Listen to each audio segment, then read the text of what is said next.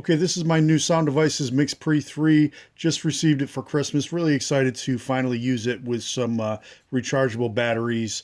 Having some serious issues. If anyone has any advice, let me know. Trying to get this battery sled on with the batteries in is impossible.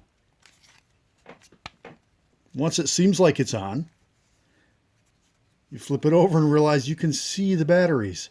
And if you bump it, the thing just falls right off. I cannot for the life of me get this locked on. Looks like it's latched now. Nope. It's bulging.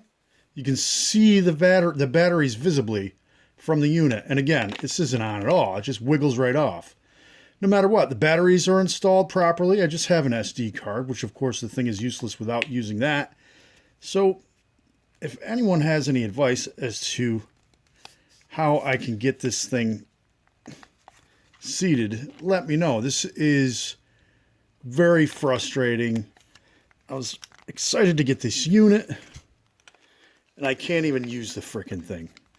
Seriously. I wanted to do some recording today, and it looks like I'm going to pull out my Sound Devices 702. This is absurd. What the hell is the problem? Sound Devices, can you please explain to me what I'm possibly doing wrong here? This is a joke.